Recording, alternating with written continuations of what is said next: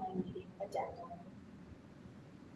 Not in the minutes, just Okay. in the agenda. Great. Thank you for checking. I meant to do this in advance, but It's called a Like minute. that. Is there another Ran setting in 2 yeah, minutes before the meeting, like everything I'm gonna say. Yeah. Is there some other That's setting? Like, oh my God, I figured out a my way life. to Like, need to go. and yeah, well, Like, man, like, ah, restart with but I forgot that. how to Oh my just God, plug am I it doing in. it wrong properly?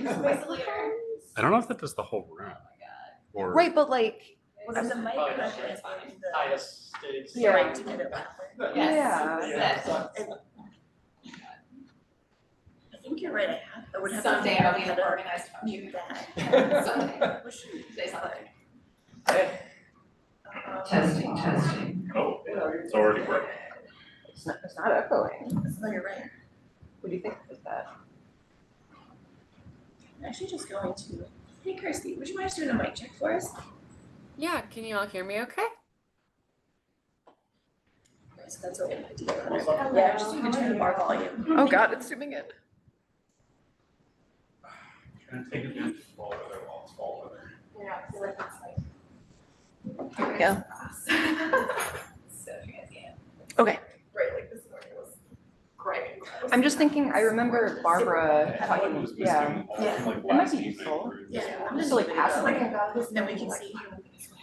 So folks who are joining remotely, we're gonna test using a mic. Oh wait guys, I'm just gonna give it an announcement. Folks, folks who are joining remotely, we are gonna test using a mic just to see if that is easier for you who are joining. So just let us know if you're having any problems hearing us. You're definitely a little quiet. I heard a lot of zipper noise though. What about if I talk into the microphone? Oh yeah, that's way better. Cool, thank you so much.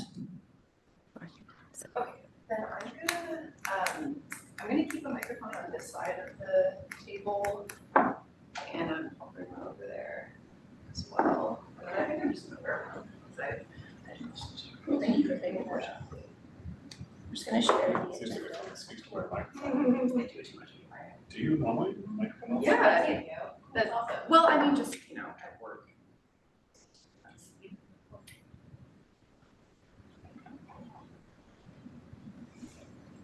I can't remember my getting very nervous, it's funny. I don't know, something about it. But we're all great at different things. That's why the world works the way it does. You're not. Oh gosh, we should get started.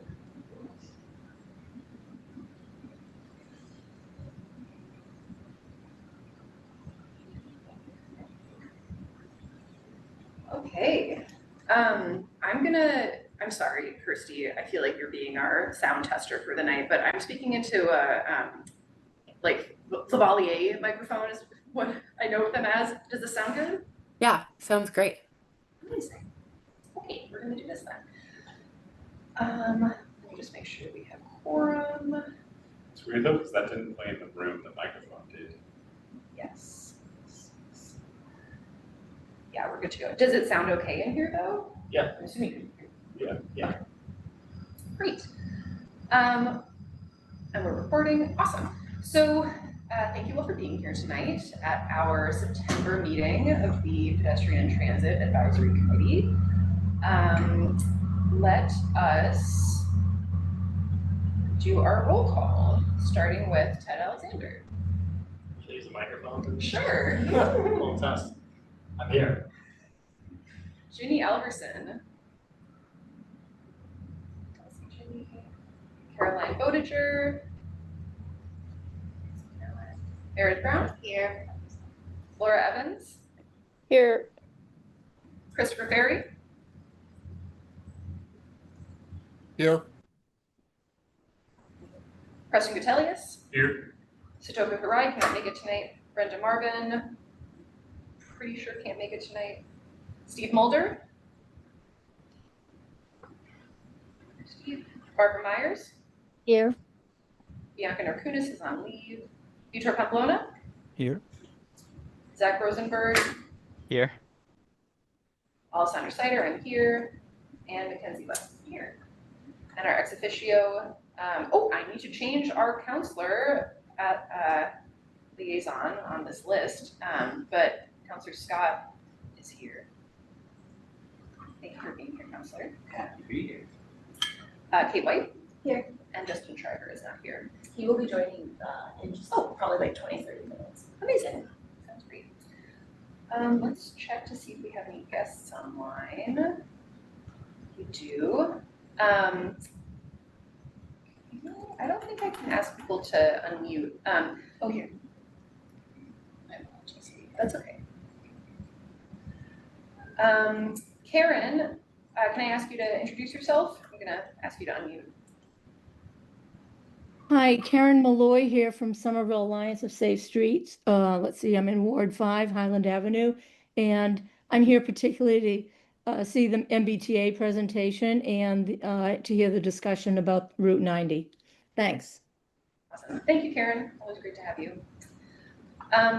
Andy, I'm going to ask you to introduce yourself. Just say your ward and maybe a little bit about what you're interested in talking about today. Good evening, everybody. My name is Andy Reeker. I live in Ward 2. I also work for the city of Cambridge as the transit program manager. So just wanting to hear what the conversation is on bus route 90, and also to see how folks at the T are presenting about the automated bus lane enforcement. Awesome. Thank you for being here, Andy. Great perspective. And Jordan, please introduce yourself. Hi, my name is Jordan. I'm a reporting intern with the Somerville Times. I'm just here to cover this meeting as a journalist. Fantastic. Thank you, Jordan. I think we had one of your colleagues here last month, so it's great to have another reporter here. And then I see a personal cell phone, which I know is a little difficult to unmute, so I'm not going to force you to, to unmute yourself and introduce yourself. But we have the board next for the minutes. Great. Councillor Scott, would you like to say anything as our new council liaison? Not to put you on the spot, but just to give you the opportunity if you wanted to introduce yourself. I'm JT Scott, Ward 2, and happy to be back here. It's my second run on PTAC. Just glad to be part of the team. You know, we'll take one game at a time. God willing, we'll win a few. Amazing. Thank you, Councillor. How about our August minutes? Does anybody have any objections to our August minutes? Seeing none, I motion to approve the minutes. Do I have a second? I'll second. Thank you, Meredith. All in favor, please say aye. Hi. Hi. I All opposed? Abstentions? Great. Announcements. Thank you all so much for being good about signing up for the acting secretary role. Brenda has been very good at getting us into shape for that role since she assumed the role of secretary. We do not have anybody signed up for October yet, so if you're not already on the spreadsheet, please take a look at that so we're prepared for next month. I have a few membership updates, which if folks remember from last meeting, I mentioned that we would be reviewing membership attendance at our various meetings over the past year and doing some outreach to folks who have been less able to be active. And so from that, Carol and Rob have stepped down from the committee, and we wish them well, obviously. And we will likely be working with Mobility at some point in the future to do another call for members, so stay tuned for more information on that. Also on the membership front, we are a little late with officer elections for this year, simply because I did not remember when we did them last year, so we are going to do them now.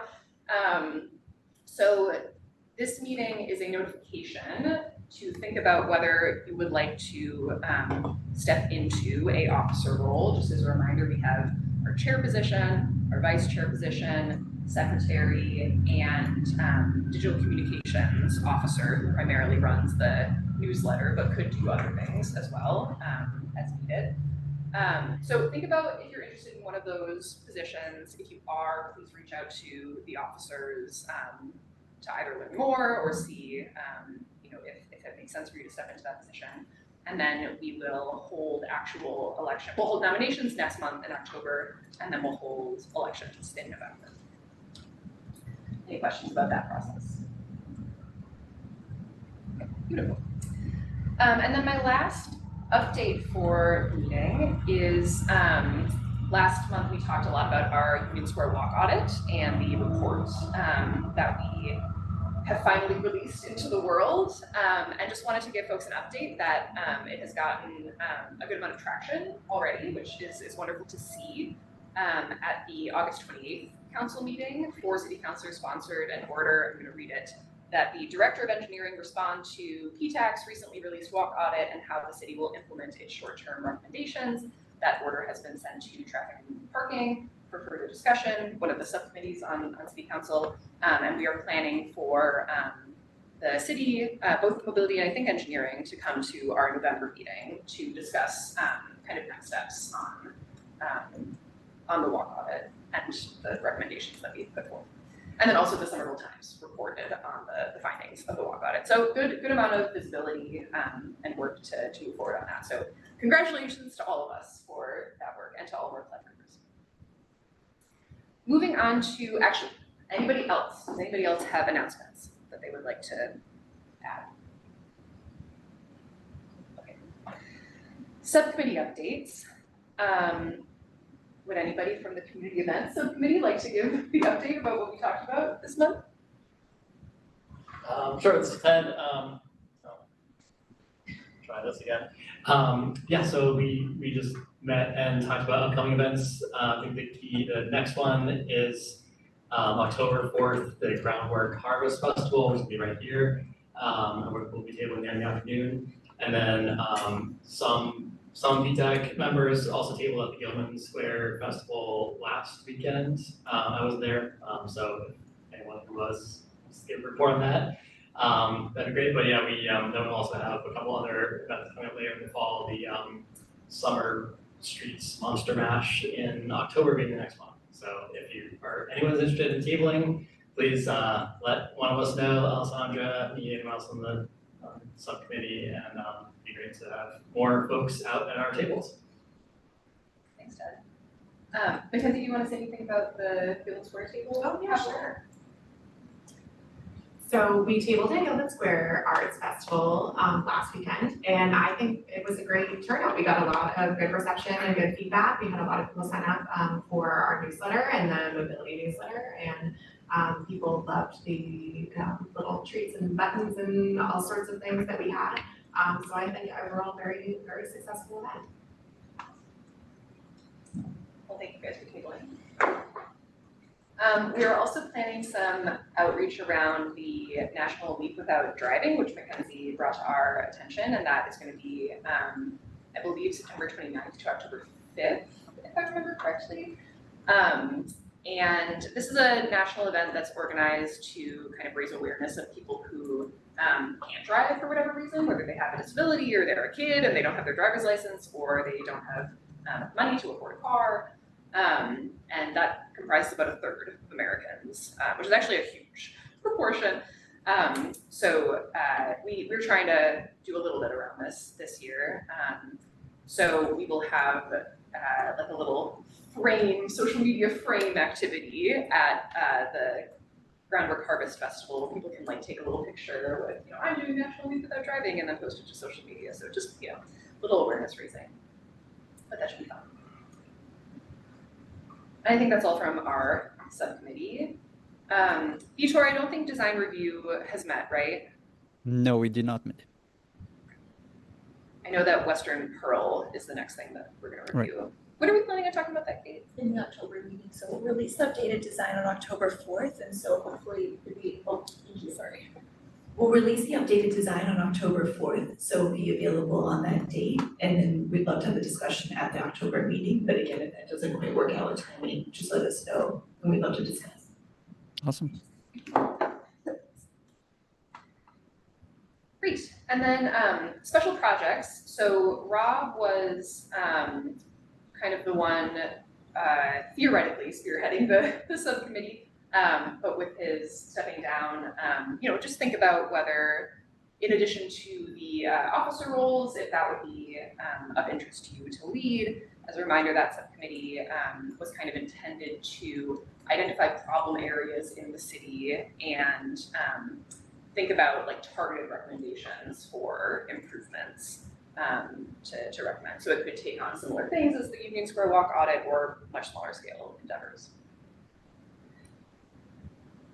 I think that brings us to our first main agenda item, which is on the MBTA's work around automated bus lane enforcement, which we have been extremely excited to talk about for like the entire past year, I want to say. So Kirsty is here from the MBTA to speak on this, and we just really appreciate you being here, Kirsty, to talk with us.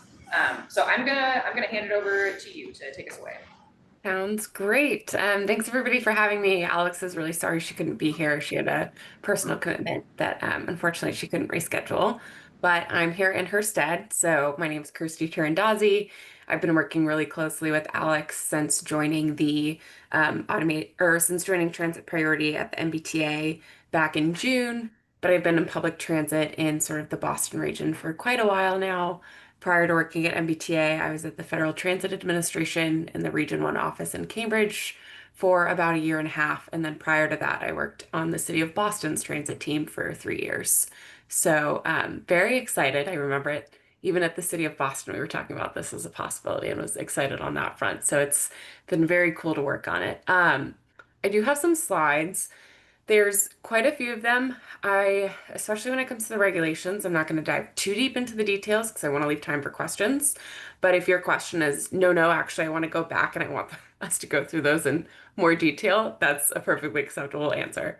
So happy to move at whatever pace you all would like to see. So let me make sure I can share my screen. Okay. Hopefully that's showing up all right for all of you. Great. Great. Alrighty. So first, a little bit about the actual legislation that enabled this new regulation and this new ability that the MBTA, but also RTAs and municipalities have. So very specifically, Chapter 363 of the Acts of 2024 created Massachusetts General Law Chapter 90K to allow automated enforcement of bus stops and bus lanes. So very specifically, MBTA, RTAs are all of our regional transit authorities, and municipalities may now use cameras and camera systems to enforce motor vehicles either parking in a bus stop or standing/parking in a bus lane. And the fine amounts for each of those were set within the legislation itself. So we don't have control over that. That was set for us by the legislators. So also very specifically added to Section 4E, no motor vehicle shall be parked, stood, or caused to stand in a lane designated for the exclusive use of buses unless otherwise regulated or posted by an official traffic signal, sign, or marking, or at the direction of an authorized police officer. We'll get to a little bit at the end of that a bit more in coming slides, so basically what's happening here is now that the law was passed, we've started moving forward with actually enacting the regulation, which is operationalizing the law. So we've been directed to adopt regulations, formalizing those fine levels that were set, talking about what appeal procedures and warning criteria we're going to implement, standardizing forms and notices for folks, and then also stating what our reporting standards are going to be. Importantly, the regulation does apply to all enforcing authorities, so not just the MBTA, but also any RTAs and municipalities. So we've designed it to be a little bit flexible. You'll notice some like mays or shalls to preserve that ability for people to tailor it to their use case, anticipating that other folks will take advantage of this regulation in the future. So we did develop it in collaboration with regional transit authorities, municipalities, local transit and disability advocates, as well as MassDOT. And importantly, all of our enforcement programs have to be revenue neutral according to the legislation. So we can't keep any of the profits. That all goes back to the Massachusetts Transportation Trust Fund, that we can reimburse ourselves for program costs. So a little bit about, you all might be very familiar with this, but we always like to start off with, why does enforcement even matter? So at the MBTA, nearly 40% of our daily riders use the bus. We like to think of it as sort of the workhorse of our transportation system. It feeds a lot of people into our subway system, in addition to the trips that people make by bus alone. Also, bus riders are a major priority for the MBTA. Bus riders are more likely to come from low-income households, to identify as a minority, and have no access to a vehicle. So these are folks that we really want to make sure that our system is serving the absolute best that it can. And unfortunately, block bus stops impede that access. So when drivers block any of the MBTA's over 7,000 bus stops, it means that that ramp at the front of the bus cannot deploy. And it means that if you're in a wheelchair, or even if you have a stroller or a grocery cart or anything of that nature, it's going to be difficult, if not impossible, for you to get on and off the bus. And that's a huge issue in terms of accessibility and safety. And I have seen myself, folks get on and off in the middle of the street. I myself have gotten off in the middle of the street when the bus stop isn't clear. So that's really the goal of this program, is behavior change. So diving now into the proposed regulations themselves, like I said, there's a lot here, so I'll keep it high level, but we can always go back to it. There are some key definitions here. Bus lane, bus stop, a little self-explanatory. I want to be specific that park or parking refers to the complete stop or standing of a vehicle, whether occupied or not. So that's really important, and it includes very specifically commercial vehicle loading or unloading. And then stand or standing refers to the complete or near complete stop of an occupied motor vehicle for any amount of time for any purpose, including braking for traffic, traffic signals, or pedestrians, or picking up and dropping off passengers. So just to be really clear about those definitions up front. There are a number of listed exceptions within the regulation that were informed by discussions and also the legislation itself. So people will not be issued a ticket if they pulled into a bus lane or a bus stop to let an emergency vehicle pass them, if it happened while they were participating in a funeral procession, if the vehicle that was caught violating was proven to be reported stolen. Importantly, if the operator of the motor vehicle is issued a citation in accordance with Section 2 of Chapter 90C of the general laws. So what does that actually mean? Basically, that means like a police officer or a parking enforcement officer came by and put a ticket on the windshield. In that case, the ticket on the windshield supersedes ours. And so if you can prove that you paid that ticket, we will say that our ticket does not apply. We also have exceptions for times when the registered owner of the vehicle already received a violation notice from another enforcing authority. So similarly, you all have your camera systems and such, sort of the wayside cameras. So there's discussions there about making sure people don't double pay. You can be accepted if it was necessary for the safety of passengers or pedestrians to pull into a bus stop or a bus lane. And then additionally, if you were complying with an officially posted traffic signal sign or marking. There's more. So we also have if you're complying with the direction of an authorized police officer, if you're getting out of the way for an ambulance or a medical vehicle, firefighting, we're not going to ticket. If you're a police officer or recognized protective or law enforcement officer while in performance of a public duty, if a motor vehicle is a utility or service vehicle actively responding to a service call or emergency, so a pipe burst somewhere or, the cap flew off of a fire hydrant and there's a utility company there to address that. There's also this call out in Section M, which is if you've been specially authorized by an enforcing authority. So some examples of what might count for that, for example, let's say the MBTA agreed, since Andy Rieker's on the call, he and I have been talking about the Easy Ride bus, which is sort of the free TMA bus that operates in Cambridge. Perhaps MBTA would consider letting them use bus lanes officially, and so they would fall into that category M of like being allowed to use MBTA bus lanes. And then finally, if it was necessary to comply with any other law or regulation, which is sort of just a catch-all just in case. So we do very much so plan to issue warnings. Warnings will be issued before any sort of citation.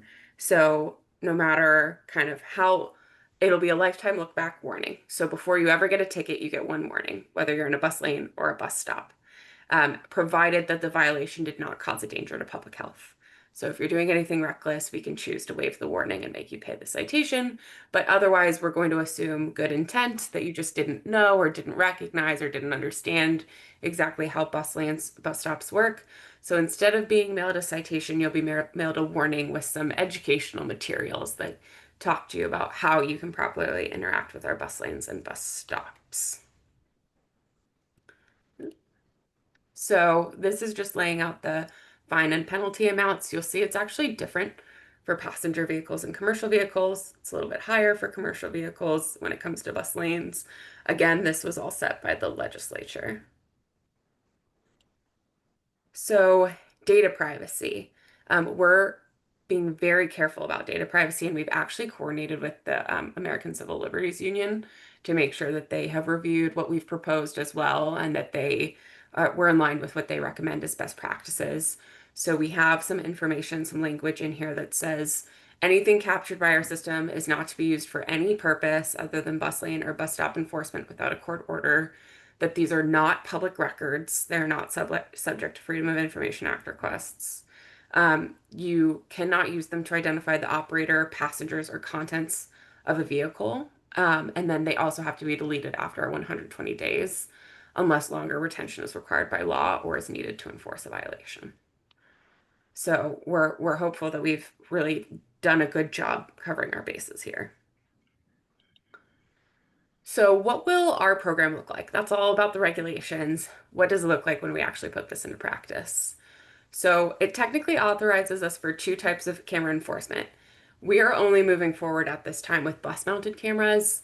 We, at a future date, may look at having more stationary cameras like you all have in Somerville right now, but we wanted to go ahead and try to get to launch as quickly as we could. And so for that purpose, we are simplifying implementation and rollout and going with exclusively bus-mounted cameras, because when we did a request for information from folks in the industry who offer these types of services, there wasn't a lot of overlap between people who do bus-mounted cameras and those who do standalone cameras.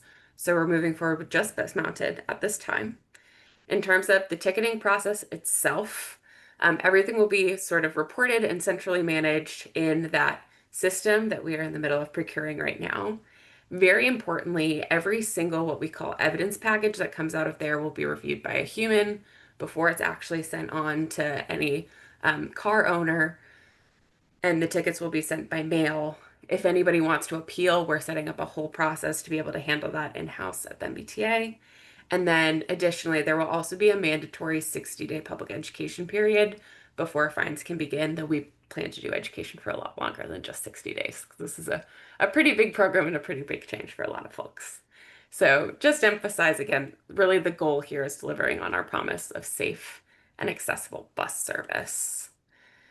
So this is a graphic depiction of just how that ticket is issued and resolved. So basically there are 2 cameras on board the bus. One will be a license plate reader, and then one will be sort of an AI-informed camera that's taking a look at the scene and is able to sort of evaluate in real time whether or not they think that a car or some type of vehicle is violating a bus stop or a bus lane. If they think it is, they'll take a quick snapshot, and that will get packaged together as that evidence package I mentioned. And then it'll go to an in-house team of MBTA employees who will review the evidence package and say, yeah, this looks like it was correct, like the camera captured it correctly, someone's doing something they're not supposed to here, or you know what, actually, we don't think that's a violation, and then it'll just go away. All evidence will be deleted within 24 hours. But for those ones that they say, yes, this can move forward, the ticket will be issued, it'll be mailed. Folks can either pay the fine or they can appeal the ticket and then go through the appeals process. So in terms of where we're starting small. So we're starting with our smallest garage, and even within that, we are starting with just a subset of buses. So we'll be starting with our SL4, so Silver Line 4 and Silver Line 5 routes. A couple reasons for this. It's one of our sort of historic areas of bus lanes in the city. There is a particular Dunkin' Donuts that was the bane of my existence when I was a Silver Line rider, where people park in the bus lane next to open parallel parking almost every day. So we know that there are documented issues along this route. we have data that shows that operators are hitting the bus stop blocked button for these routes in particular. The nice thing too is that these buses are silver, so we know which buses are going to get deployed onto this route, unlike with our other buses where it's not always exactly certain routes that the buses go onto, so we can have a much more controlled rollout by choosing the SL4, SL5 for that initial implementation. So from there, once we make sure that everything is functioning properly, that all of our internal policies and procedures are working well, we'll continue to expand at the Southampton garage and hopefully across the entire MBTA system. We do plan to do this garage by garage because, again, like I said, we can't exactly dictate which specific routes buses run on each day. That's actually like a very interesting operational decision that gets made based on the operators swinging on and where the needs are and all that type of stuff. Honestly, way out of my depth there. So we'll be doing by garage. We will definitely keep our partners updated sort of as the program expands, but we don't have a firm timeline for exactly when each garage is going to come, other than we plan to start with expansion next year. So actually, that gets into this next timeline for us. So what's coming up next? We've drafted the regulations. We've released our RFP for the vendor. We are hoping that these regulations get adopted actually next Wednesday at the MBTA board meeting on September 24th. Then we plan to run a data-only technology pilot. So the way that we wrote our RFP is actually pretty interesting because we have asked that as part of the evaluation process, we can select up to 3 vendors and actually put their technology on the buses and see how it operates in Boston. I don't know if you all have heard about the seagulls in Seaport, but they were testing autonomous vehicles out in Seaport, and the birds don't move unless you nudge forward, and the cars weren't smart enough to know that, so the seagulls wouldn't fly away. You know, there's just some things you don't think about once you get out there on the actual streets. So we're going to see how up to 3 vendors perform on Boston streets. We'll use the data we collect during that technology pilot to select our final vendor and sort of enter negotiations with them. And then, so we're hoping to do that soft launch on SL45 sometime spring of 2026, and then continue to expand the program for the rest of that year. And then public education, we expect to start kind of late this year, early next year in preparation for that soft launch. Okay, that was so much from me. So here's my email. Again, Kirsty Tiradazzi, Project Manager for Transit Priority, and I'm absolutely happy to answer any questions. I'm going to stop sharing so I can see folks' faces if you have questions, but I can always bring the slides back up. That's awesome. Thank you so much, Kirsty. I'm very excited to see this program roll out, and it sounds like you guys have been extremely thoughtful about it, which, you know, I know that whenever we talk about automated enforcement discussions, data privacy is such a critical conversation to have. So I'm very happy to hear you've been working with the ACLU on this. We have about 15 minutes for discussion and questions. I would love to start with 2 of my own questions, which is really just selfish, but also I can play it off as though I'm giving you all more time to think. But so first, I'm just curious if other cities have implemented similar programs and what kind of success metrics they've seen. Yeah, so we're actually quite late to this, I would say.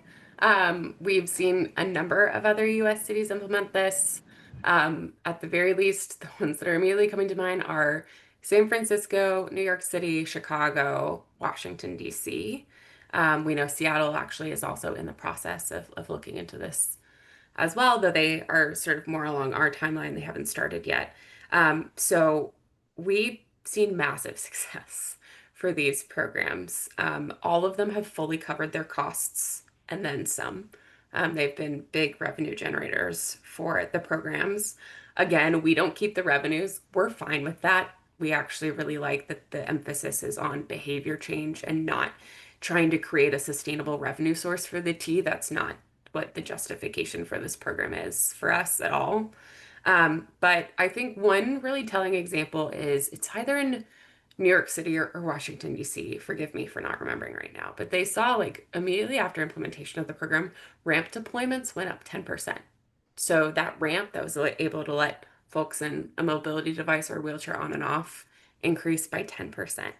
And you do see that you do start to identify some repeat offenders. So it I think it's DC. We've been talking to Washington, DC a lot. They've been an amazing sort of peer in terms of sharing information. It's about 80% of people, once you violate, like you don't do it again, especially if you're kind of sent some materials. But you do get some people who are just out there and, it's something that we'll have to contend with. And it's something we're talking about too, in terms of how do we push this information out to folks who do deliveries? How do we get this information out to folks who drive for Uber or for Lyft, who are maybe more used to having to, take what space they can or sort of violate the bus lanes and bus stops more often. But folks have seen really noticeable reductions in bus stop blocking and bus lane blocking. However, there are still enough people violating that they are covering program costs. So, do with that what you will. That's great to hear. And then my second question is, you mentioned, only installing bus-mounted cameras for now, which makes sense. And obviously, Somerville has been installing some cameras. I think 2 so far, right? 3 locations. Yeah.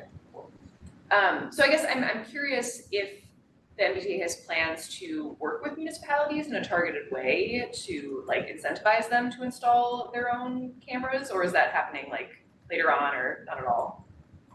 So I wouldn't use the word incentivize because we're honestly so focused on getting our own program rolled out. We want to see how it goes. Of course, as that happens, there will be areas that come up either as areas where we're identifying really high rates of violating and maybe it would be worth having a standalone camera at that location, or perhaps a standalone camera at the location could help to enforce something like a timed pickup drop-off area, which I know is one of your use cases, in terms of how can we make sure that we are freeing up other curb space for these folks to be able to do their jobs and make a living. Those are conversations we expect to have. We haven't talked about any sort of incentivization for those conversations, but we're excited to partner with all the municipalities on making sure that okay, once this program is up and running, we expect that it'll identify some pressure points on our streets, and we're excited to be a partner in those conversations. That's great, thank you. Any committee members have questions or comments about this program? Yes, Ted, speak into the microphone. I will. So just a question about the limitation on only enforcing for standing or parked vehicles. I'm just wondering how you thought about how to distinguish between a moving vehicle that I from what I'm understanding, you would not be able to send a ticket if the car is actually driving. Correct. I'm just sort of wondering how that distinction works. Yeah. So as the camera is on board the vehicle, most vendors take a short video, actually. So it's a camera, a photo taken by the license plate reader, and then a really short video taken by the AI camera. So if we get enough seconds and we can show that that vehicle is not moving, that's how we can prove that it's a standing vehicle and not a moving vehicle in terms of a violation. But as you rightly point out, moving vehicles are not part of the purview under the current legislation. Great, thank you. While I have the microphone, just one more thing. I was glad you mentioned that point about educating delivery drivers and Uber and Lyft drivers, and I guess kind of outside the scope of this program. But I would just suggest while you're thinking about that, to also think about ways to educate the users of, the riders of Uber and Lyft, because I think people will just order a Lyft or Uber regardless of whether there's a bike lane or a bus lane somewhere, and then the driver's gonna feel like they have to stop there. So if there's a way to solve that problem, that would probably save a lot of cars out of the Yeah, so we do plan to do some, it's been an interesting question for the great folks on our marketing team, because it's hi, we would like you to help us develop a marketing plan, but not for our riders, for drivers primarily, which is not something that's usually in their wheelhouse, and they've been really great so far on working with us. We'll also be kind of working with MassDOT on that, but we are planning a a pretty widespread public education campaign that we're hoping will hit like not just drivers, but putting up messages across the subway system and things like that. But to your point, I mean, when I first moved to Boston almost a decade ago now, I remember accidentally calling a Lyft on Riverway in the Fenway area, and it stopped. It stopped and it picked me up, which was a terrible idea. So that's a very good point, and I appreciate that you made it. Well, and I'll just throw out, I know that, we're small potatoes, we're just a city committee, but, if we can help as residents get out the word at all, right, like, please feel free to get in touch. Yeah, we really appreciate that. And one of the things we plan to do where I will absolutely take you up on that is we do plan to develop like toolkits. So folks who want to help us spread the word have sort of a prepackaged set of materials that they can use to post on social media or to, contact local folks to make sure that they know about the program and what's coming down the line. That's great. Councilor Scott? Sure. Thanks. Thank you, Mark. I don't know if this is on or not. I think you got it. Yeah, I can hear you. Good enough. Oh, now I can really hear me. I just wanted to ask a few really crunchy technical questions. So these are obviously not moving violations, and that I would imagine in the legislation is specified that it wouldn't hit anybody's insurance, correct? Oh, yes. Right. Okay. In the regulations, so I think I saw on there that the regulations would apply to MTAs and any local municipalities also pursuing their own separate enforcement. I presume that also extends to the revenue neutrality of it. Yes, the revenue neutrality was set by the legislation. So that's not even part of the regulations or something that we chose. That was set by the legislators who created the law. Yeah, I guess I'm just curious what the mechanism is there, because obviously we collect the funds and I'm curious what the process is going to have to be for us to document program administration costs. And then I suppose give a remission to the Mass State Transit Trust Fund. Me too. So that's something that we'll be working out as part of this program. We don't have, I can't tell you super explicitly yet. We're sort of waiting. We need the regulation to be passed before we start moving on some of those more administrative aspects in earnest. But obviously that'll come really soon. For now, I will say the MBTA is trying to document all of their costs, including staff hours that are spent setting up this program. So if that is something that Somerville chooses to do more of down the line, or any folks you might know who work for RTAs or local municipalities, I would highly encourage to keep that in mind.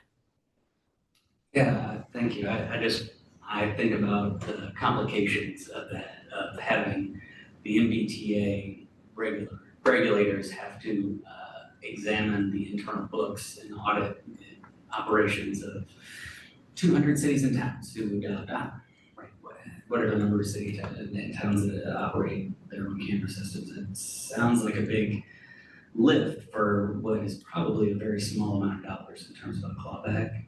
So I guess I can let y'all keep going and make some notes myself for, because it looks like the regulations have not been passed yet. Is there still time for written comment to help folks who are working on those?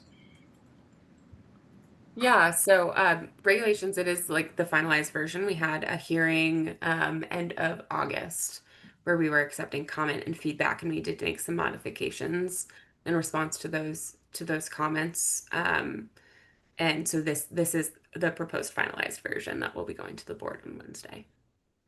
So roll my piece. Anybody online? Would you like to ask a question?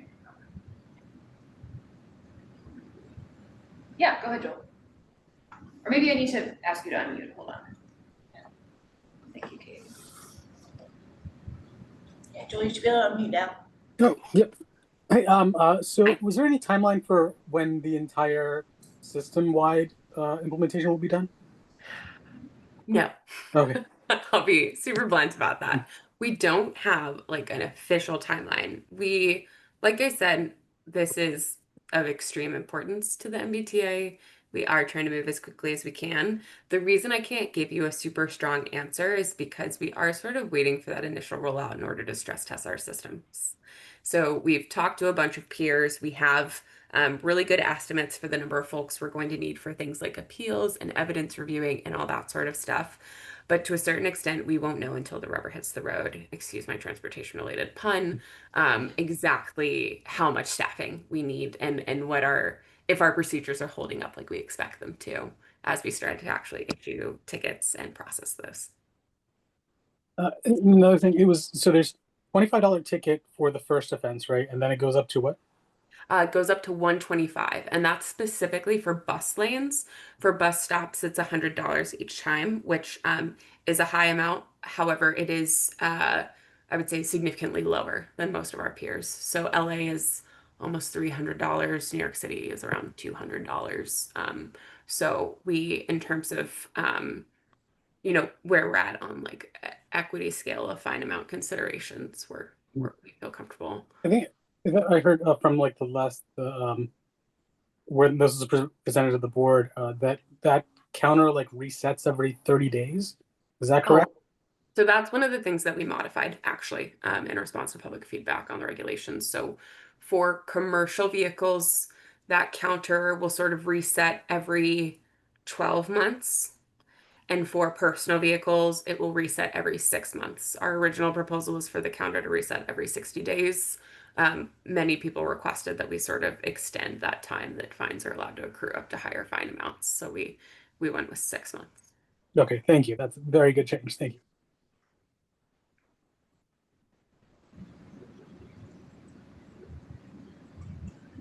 We have 1 more minute on this item, so speak now or forever hold your peace. Or just email me. Yes. Just a super quick question of curiosity. You mentioned,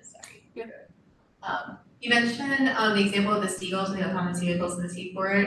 Is there anything like that you have seen or like that your vendors have reported that like where you're like keeping an eye out for? Or is it really just to test to see if there's anything unknown out there, like truly unknown?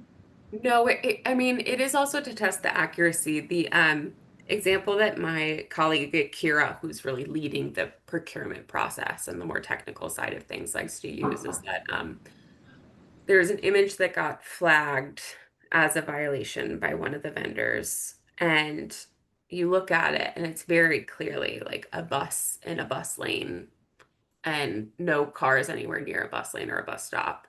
It turns out that the camera was reading the reflection of the license plate in the window of the bus is what was happening. So it thought that's where the car was, even though the car was in the adjacent lane. So keeping an eye out for things like that. A lot of it is seeing like how good are the systems at identifying those nuances, and what is the accuracy rate, I guess you might say, of capturing violations.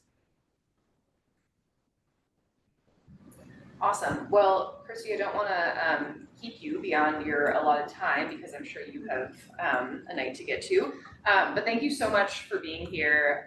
Really, really useful presentation. So thank you for spending your time with us.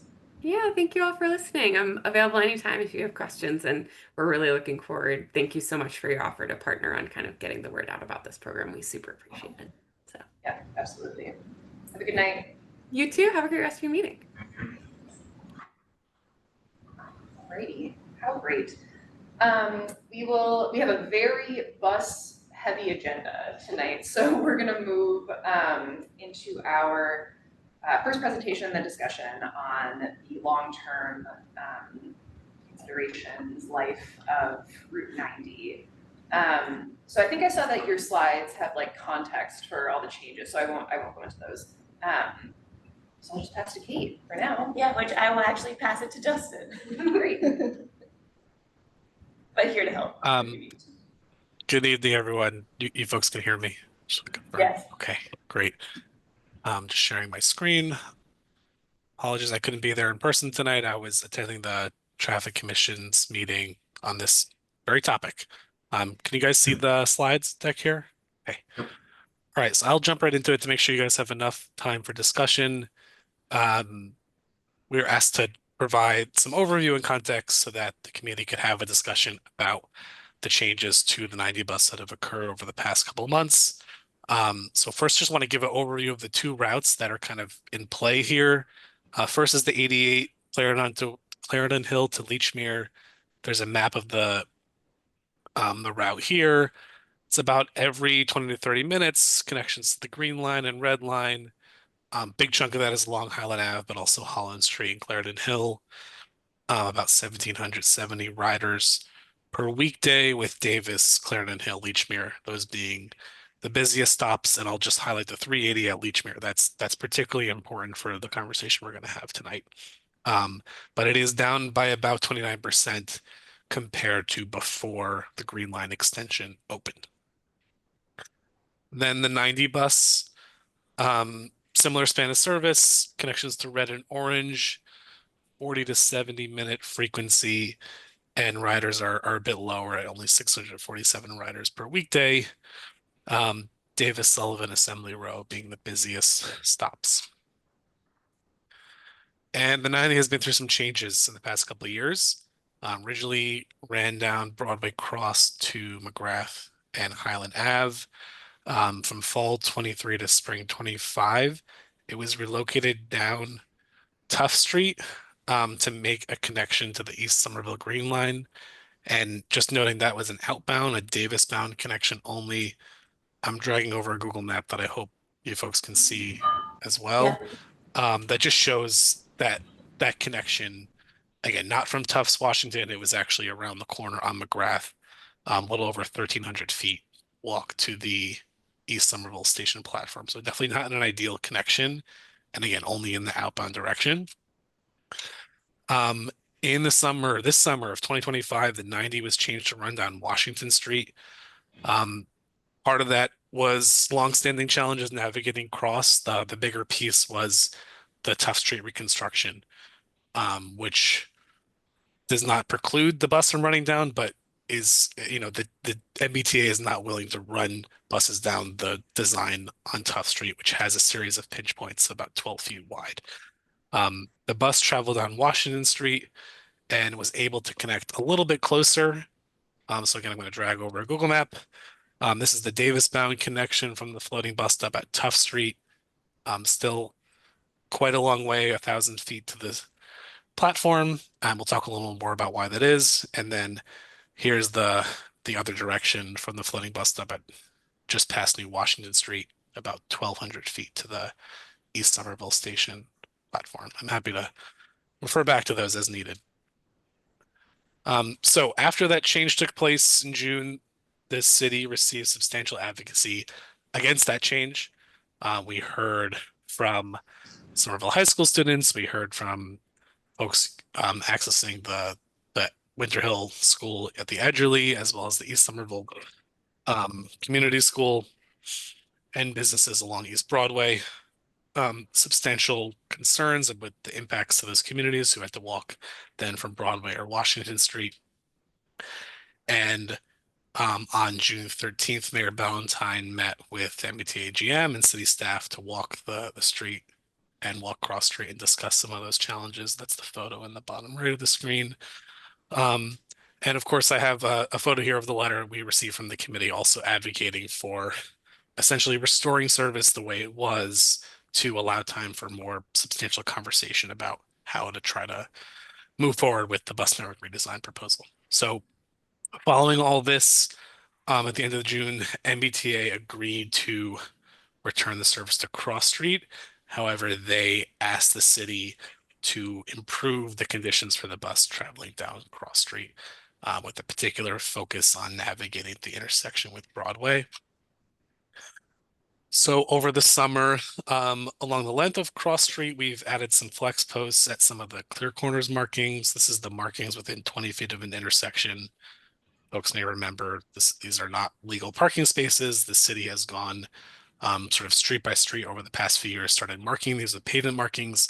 And in this case, we also added flex posts to make sure cars are not standing in those locations. Again, particularly at intersections, that's where the bus has the most difficulty navigating and, and dealing with traffic in the opposite direction. Also up at Crossing Broadway, we made a couple changes. We moved back the stop bar. We added a painted median to push the vehicle lanes closer to the curb. So you can imagine if the northbound traffic at Broadway is closer to the curb, there's a little more room for folks turning in for the bus and other large vehicles. And then also we lengthened the bus stops to meet MBTA standards, both for making the left turn in and for the bus stop heading to Broadway, so that the bus can, actually reach the curb and accessibly load and unload passengers. And then on August 24th, the 90 bus returned to Cross Street. It forgoes Tough Street, and that's where we stand today. So, what are the issues around this change? Going back to the 2022 bus network redesign, the 88 and the 90 are largely duplicative, right? They run, it's really the Highland Ave section that is both buses, and they run at similar frequencies. They're often bunched together. And the transfers to the Green Line, no matter which Green Line station you choose, are awkward and they're not accessible. Going back to some of the feedback that the T heard during the bus network redesign, they heard from folks that wanted a more frequent bus to Assembly Row. And then there's also the southern portion of the 88 after it leaves Highland Ave is largely the same as the Green Line extension, right? Heading into Leechmere down McGrath Highway. Of course, you can see the Green Line from McGrath Highway. And, I should note, again, this is a map of the bus network redesign map. This went to the MBTA Board of Directors a couple of years ago. It does show service on Cross Street. So the Cross Street issues were known and talked about and identified at that time, but the MBTA still proposed retaining that service. In fact, they proposed at that time adding a new bus on Cross Street. So they were trying to consolidate the service for more frequent service, right? We were giving up the 88's connection to Leechmere. We were getting a more frequent 90, more frequent connections to Assembly Square. And then you can see on the other end that the 90 would still do what the 88 does today and go all the way to Clarendon Hill. And the GLX connection. So, I think at the time of this service planning, there was not a detailed evaluation of transfer accessibility. The Gilman station was envisioned as the transfer. The School Street slopes, it's not an accessible connection, right? There are, of course, many people that do make that connection. It is not something that T can say this is the transfer point because it's not an accessible connection. And it also conflicted with the Tough Street Somerville, the bike network plan was happening, at the same time, which showed Tough Street as a neighborway. The city subsequently had a community process around Tough Street, redesigned Tough Street, widened the sidewalks, added significant traffic calming. It is not something at this time that the MBTA considers an option for bus service. And I mentioned the 380 passengers, 381 ons and offs, both directions at Leechmere. Those are folks who are riding the 88 to Leechmere or from Leechmere. It's a significant number of people that are still connecting with the Green Line at Leechmere, even though we have the Green Line in Somerville. So how do we accommodate that desire? Okay, to summarize, I apologize. I want to give you guys more time to talk. You guys should be open to any option, but I think in general, bus service on Cross Street and East Broadway may not be compatible with an accessible Green Line connection.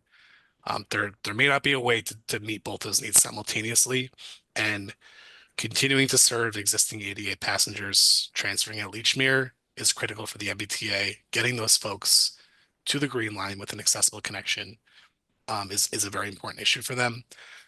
However, there are important community destinations on Cross Street, on East Broadway. It's not only getting to the two schools and getting to the business district, it's connecting East Somerville with, the rest of the city, with City Hall, the library, Somerville High School, Davis Square, etc. Particularly the destinations along Highland Ave, right? Those don't really have an alternative bus service, whereas Davis Square does in the 89. So, again, this says that there's no path without significant trade-offs. I'm not representing that these are the only three options. I'm just highlighting these three that and the trade-offs associated with them. Don't feel constrained by this. You guys may want to discuss other bus routes that should change or other ways this could be accommodated. But consolidating the 80 and the 90 and keeping the service on Cross Street without a Green Line connection, the MBTA does not support that at this time. Consolidating them and going back to the service pattern that was in place over the summer. Significant reservations from the city, from the community, from everything we've heard. Or do nothing and leave in place what exists today with the separate routes. And obviously that's not ideal because of lower frequency bunching, duplicative services. So I will stop talking now and happy to answer any questions as you move into your discussion. Thank you, Justin. Super helpful. I have just maybe some clarifying questions. Actually, first, I should frame that tonight's discussion, I think, is to just give the committee's thoughts on like priorities, our main concerns, our main goals for the future of this service. I don't think we have to come to any conclusions or solutions tonight. I think kind of the ideal outcome is that we just get some preliminary ideas and thoughts on the table so that we can go and draft a letter and then have that as kind of the basis for like our finalized recommendation. So this can be a very free-form discussion tonight. Okay, back to my clarifying questions. So Justin, can you, it may be completely obvious to others, but can you just clarify like what exactly makes a connection accessible to the Green Line? Yes. I mean, at its very basic level, it is, a sidewalk that is flat, is at least, 4 feet wide with again, the bare minimum. There could be pinch points. And the slopes, right? The slopes can't exceed, oh gosh, really testing me here. It's 8 1/3% if you have handrails, and I believe it's 5%, maybe less without. But just generally speaking, Americans with Disabilities Act accessible sidewalk. There's something called the PROAG guide that lays out exactly what makes, in terms of ramps into the street, in terms of having a landing zone, in terms of having turning space. There's a number of requirements, and the MBTA has additional guidelines beyond that, right? I think ideally again, this is not a rule, but it's ideally they want the connection within 1,000 feet. Worth pointing out that the Washington Street connections don't meet that, but they are the only place that has like an accessible sidewalk that does connect. And there are requirements, in terms of like the bus being able to deploy the ramp. Having an 8-foot sidewalk is another piece. And that's for changes, for adding new bus stops. That doesn't apply to things that exist in place today, but that's how the MBTA would evaluate any change. That's super helpful. The stop on McGrath up at what is it, Alford Street? Alston Street. Is that an accessible connection? I can't say with 100% certainty that it is an accessible path all the way to the Green Line station. It is a sidewalk that is in fair condition. The crosswalks have, warning pads and all of that. Washington Street, I don't know for certain that it's accessible path all the way. It is, I would say, nominally accessible, and the T would have to do, a closer look, most likely. Yeah. I think it is. I mean, I think there could be some deficiencies. I think generally it is a sufficient space. But that southbound switchback is kind of like, Yeah. I don't know about that.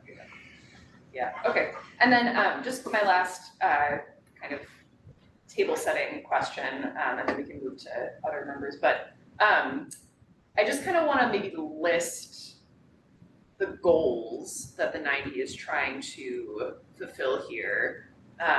So I'm going to look to Meredith to record the list and then maybe validate with Justin. So we are hoping for the 90 to provide connection from East Somerville to the rest of the city, especially for the 4 schools. Thank you, Christopher, for laying out that number. We are hoping for the 90 to provide some sort of connection, accessible connection to the Green Line extension. We are hoping for it to continue to connect to Leechmere as well as to Assembly.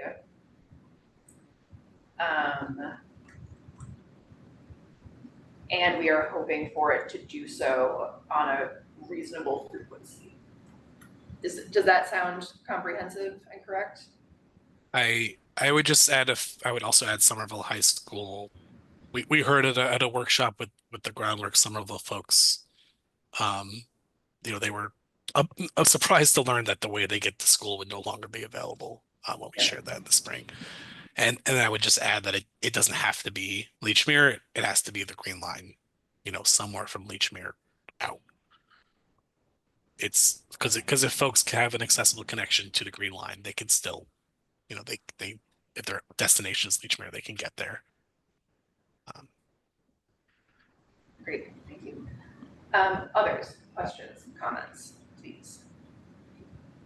Yeah, I was wondering if it is a requirement that we meet all of these needs with a one-seat ride, or if there is a possibility solutions that involve a bus transfer are possible, or is the frequency on these routes too low for that really to be viable for folks? That's a really good question. I don't know, I think is the true answer. I don't know if the MBTA would accept, a 2-bus to Green connection. And I think you're right to identify frequency as probably being part of the thinking. If it's a frequent bus to a frequent bus, that's probably an easier sell than a frequent bus to an infrequent bus, or vice versa.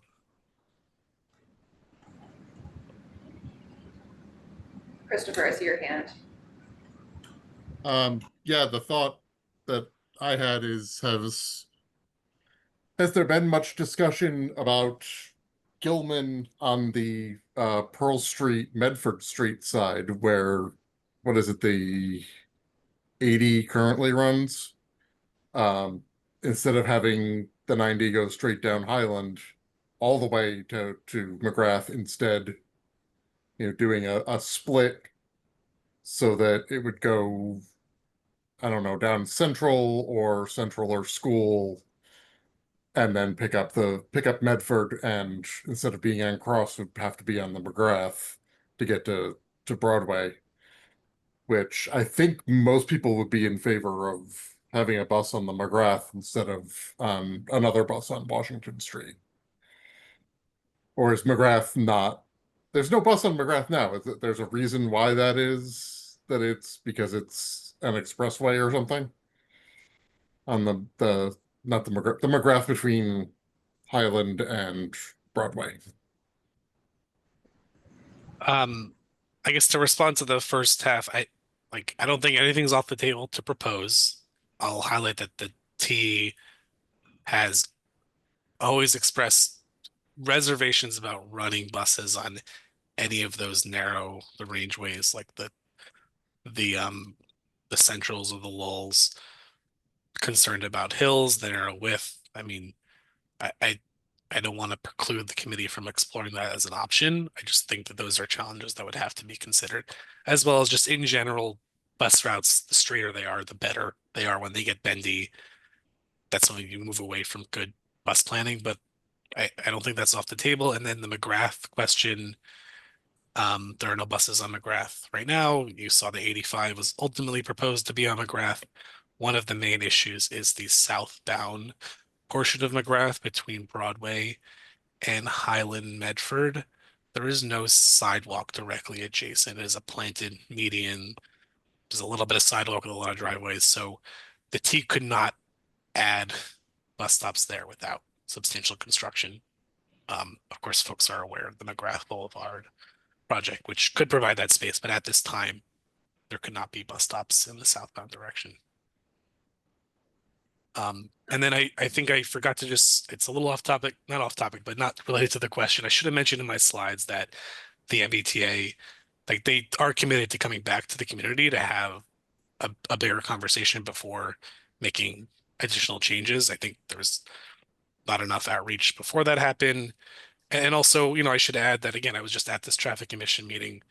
There are folks that are very concerned about the changes that were made. There were four parking spaces that had to be removed up across street near Broadway. And those folks feel like they've been left out of the process. So just to throw out that like there's more conversation to be had, and there's folks on all sides of this issue, and the T will, before moving forward, they're going to have more public conversation. Justin, wanted to quickly follow up on McGrath as a possibility. Just given the reconstruction project, which is still expected to happen, we all hope will happen. Does that mean that we should maybe refrain from recommending bus service on McGrath as a potential alternative if construction is set to start in the next 5 years ideally, and then bus service would have to just move again? Or do you think that's not so much a concern?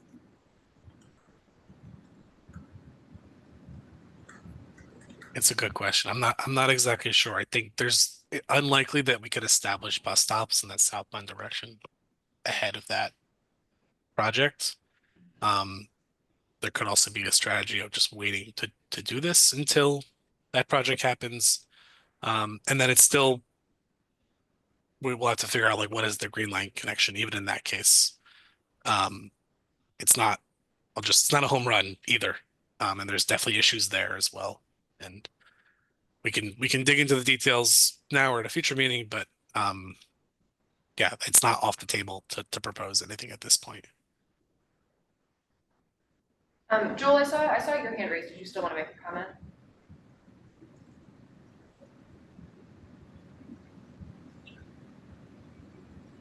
Okay, I'm gonna take that as a no. Go ahead, Vitor. So I was wondering if Tufts is a closed deal or if we can reopen to buses there. Thanks, Vitor. I can't speak for the MBTA is the answer. I can only say what they've said publicly to us, which is they don't see Tough Street as an option for buses this time. I don't want to there's nothing we speculate. can do to change their position. Do we know why? Or is it just about the design that we might still be able to change? Or I think it's primarily related to the narrowing those pinch points, and they're 12 feet wide, right? So it's a yield condition essentially. It's not common for buses to encounter that. This project is under construction now, and that grew out of the process, which was this is a neighborway.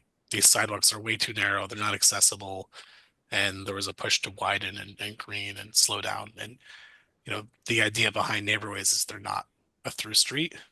And I'm not sure that that's compatible with, a heavy vehicle like a bus, but it's not precluded from using the street, right? The fire department will still use Tough Street, garbage trucks, heavy vehicles will still travel on Tough Street.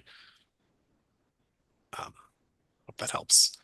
And then also just to point out that the connection issues are still there, right? That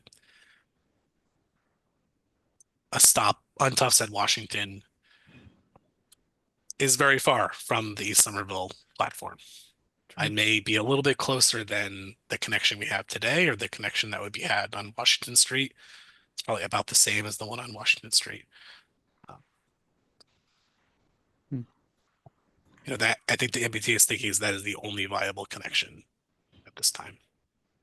I don't think it's ideal from their perspective either. Yeah, I mean, I guess that's kind of my question is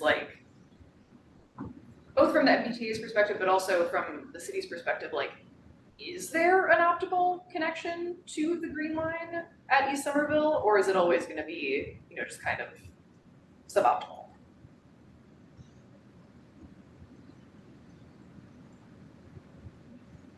I think the East Somerville station just inherited its design, right? It's not it's not made as a bus transfer location. It's very far setback from Washington Street. You know, if folks are familiar with the Brick Bottom neighborhood plan, there's calls for additional connections. Like you could see a much closer connection happening on Joy Street. Again, how the 90 bus gets down on Joy and then gets back up the cross, like you're talking about a lot of circling, right? And there are big downsides there too. And there of course there's Island Ave itself and getting down to the Green Line. We obviously can't change the geometry of the hills that exist. If folks are familiar with you know, the Spring Hill plan, there was plans for a ramp system next to City Hall. There's been talk for years about potential elevators. Like there could be something, but there's nothing on the immediate horizon, right? That's not, I can't even really speak to that project, but it's not something that the city is actively implementing right now at this time. There's no, you know, there's some of the minor work, but yeah. As Chris just pointed out in the chat. Yeah.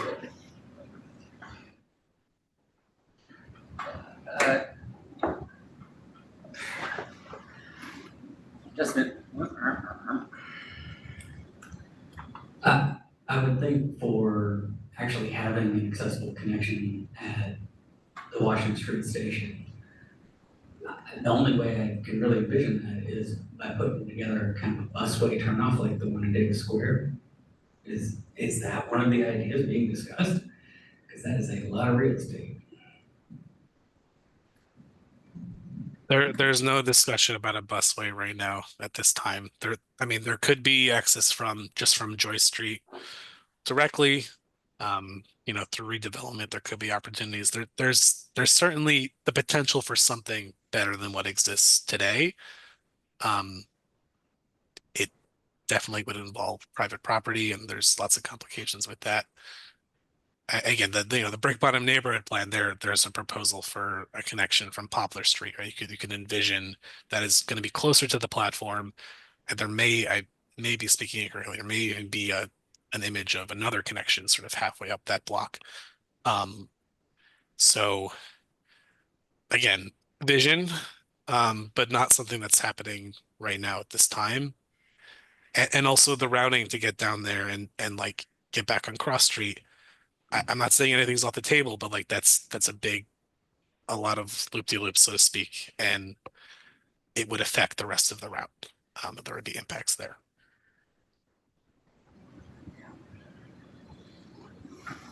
Meredith, can you just note for the minutes, Christopher's comment that an elevator from the high school to the Gilman Square station would make the transfer accessible? I'm mostly just being difficult. Well, sure, but in the interest of getting all options on the table. I still very much imagine the home and building development having a public escalator up to the high school, but that's just me. Oh, that's also way too far off into the future to answer the question that we have right now. But yeah.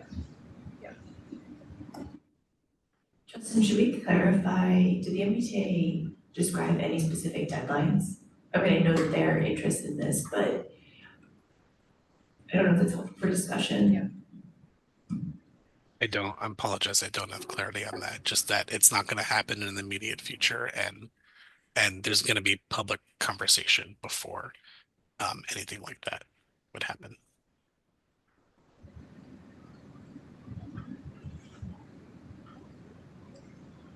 I think we've talked about this before, but so forgive me, but the eastbound stop at the Somerville stop on Washington Street, is there a reason why it's so far away from the Green Line station now?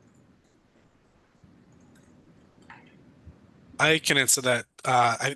The primary reason is the underpass, right? They can't stop at the ramp because you're down far below sidewalk level. That doesn't get back up to sidewalk level until basically the new Washington Street intersection. There's a new crosswalk there. There's a bikeway there. There are like sight distant issues if the bus were to stop in a place where folks going under the underpass couldn't see it. So those floating bus stops on Washington, that was actually part of the Green Line extension project to improve bus stops closest to the station, that is essentially as close as they could come. So the crosswalk actually got a little bit closer to the station, but the eastbound stop, is over on the other side. And there's also the other side of the underpass. There actually used to be a stop, around the bend as you're coming around that sort of circle. And there's really no other accessible sidewalk after that point. That stop was removed because the MBTA had a lot of unsafe, they felt it was unsafe interactions with the two vehicle lanes merging at that point, with bikes coming around that intersection. They did not want to service that spot because they were concerned about safety at that location.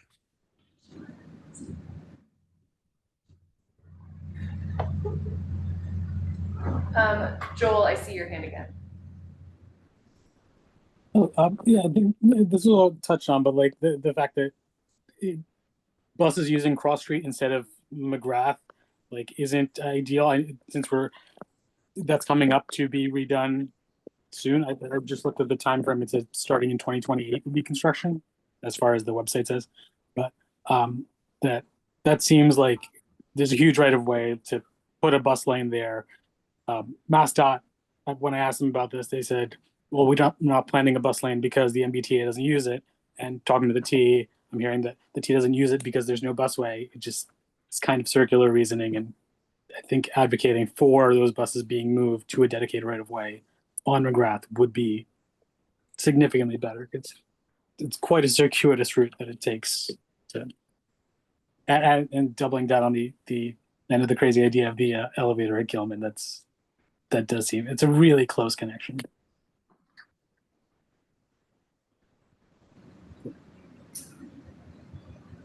Thank you, Joel. City council did note that down a couple years ago. The elevator? Do you want to speak to that? I mean, I certainly can. I'll start with one more vernacular. No, but so there was a proposal several years back that came to the city council. The engineering department did feasibility studies, and the elevator from Gilman Square in early parts of the high school redesign was incorporated into that. It was removed along with the parking garage and was supposed to be in the field. Those two elements were removed to save costs on the high school project. When they later came back to suggest an elevator, the elevator actually only got about halfway up the hill. It went from the Gilman Square stop up to where the soccer field is. And then there would be a series of switchbacks to climb that large grass 45-degree slope that's there right now. The projected cost, I'm just going off the top of my head, but it was over 10 million, I want to say, for a standalone elevator that gets you halfway up the hill. So the city council did decline to move forward on that at the time. That's helpful. Thank you. Karen, I see your hand.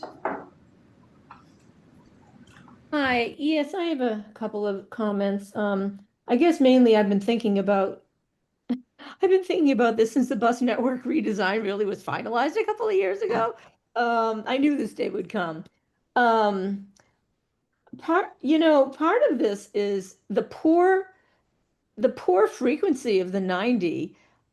Justin, you mentioned about the bunching between the 88 and the 90, but I can tell you, as someone who takes both of those buses a lot, it's hardly an issue because the 90 runs so infrequently that why even talk about it, It would be one thing if the 90 had the same frequency as the 88. And to the point about the elevator, I can remember with the first designs of GLX before, that whole quagmire of the project getting canceled and then rebooted and whatnot. The early concepts did have an elevator at Gilman. So, I mean, this idea has, bubbled up over and over again because it's such a, an obvious obstacle, the grade. So, it's interesting about the routes because even though about the 90 route and moving it back, because it satisfies the issue of the businesses in East on Broadway and the schools. But oddly enough, I've recently heard about some seniors over at Cobble Hill who actually really liked having the 90 on Washington Street and used it to go grocery shopping.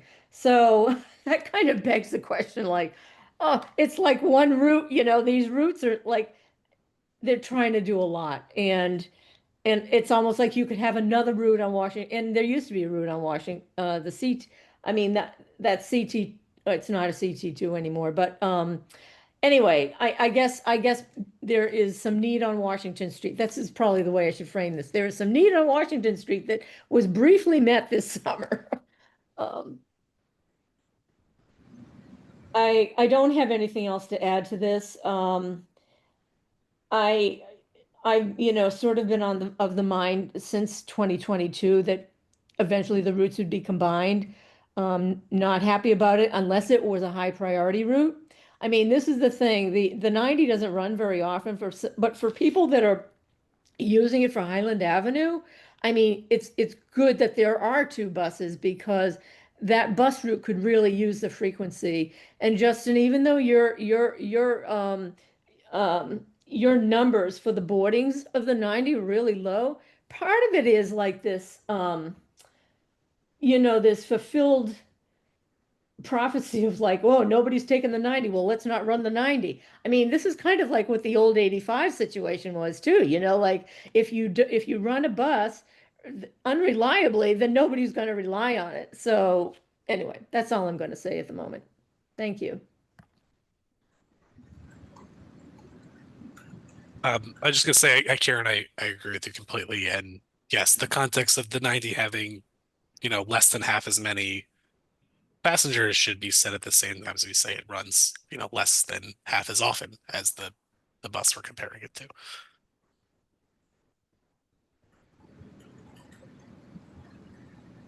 Any other burning questions, realizing that we are almost out of time for our meeting? Real quick, could a connection to Sullivan or Assembly on the Orange Line replace the Green Line connection from the MBTA's perspective? Do you know anything about that?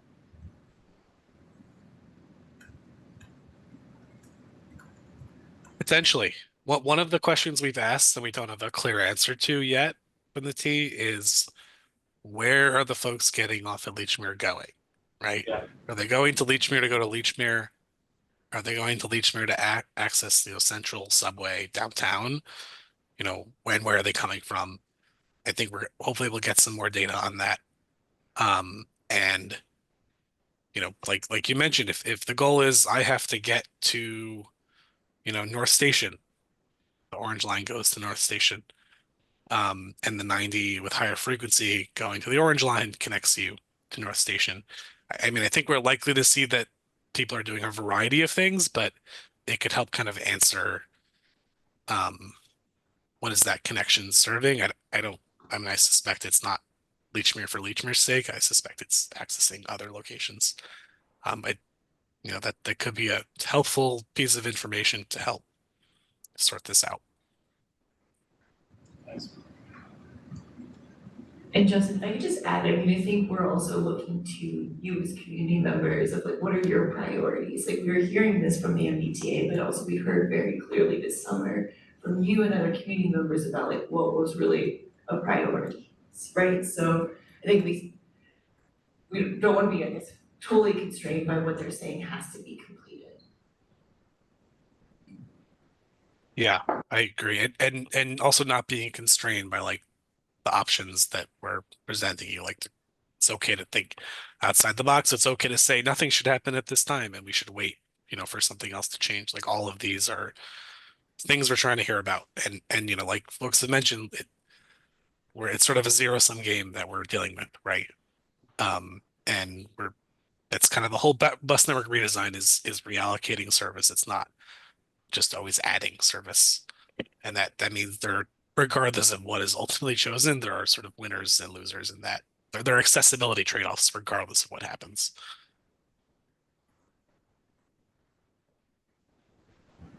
I guess the last question that I'll ask is, with the improvements that you've made to Cross Street, have we seen any frequency gains? Is it too early to tell? Or are they not really doing much? I think it's too early to tell. That the MBTA is going to do, there are buses operating daily, right? But the service planning folks are going to do an inspection that we hope to attend as well. Maybe even a test bus. So we will hope to see. I read the 90 as well. I think you're unlikely to see faster service, but maybe less like disruptions. It's an extremely narrow street, and when it's congested, the bus it's a slow navigation. So I would encourage the committee to think about, like, in their proposal, like, are things like McGrath, the folks that mentioned, is that an acceptable alternative as well, in the spirit of faster service. But I think, sorry to answer your question, we don't know yet. But I think hopefully we can bring that back to the committee and try to answer some of that. Great. Well, thank you all for a really thoughtful discussion and good questions, and thank you to Justin and Kate for kind of framing the discussion and offering a lot of details, and to Councilor Scott for helpful context as well. I think a good next step is to just draft some possibilities. I don't think we need to come up with like a final letter by any means, but I think it would be good to kind of consolidate some of the ideas from this discussion and maybe bring that to a future committee meeting. Is anybody interested in working on this issue? No pressure, just if anybody's like, yes, I want to think about this more. I'm still in. What's that? I'm still in. Yeah. Amazing. Do you want to take that on yourself, or No. do you want support? Please help. No, I'll be involved. I don't have time to take it on myself. Amazing.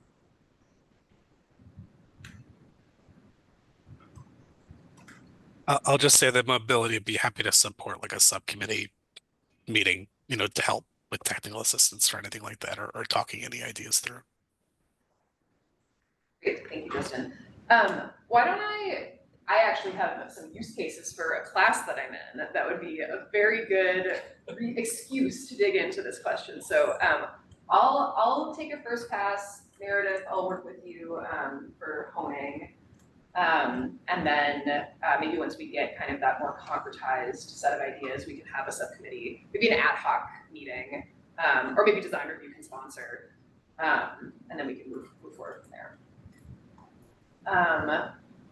That brings us to the end of our time. Thank you all so much. We will be back together in October. So have a great month. Until then, thank you all. Thank you. Thank you. Bye. Thank you.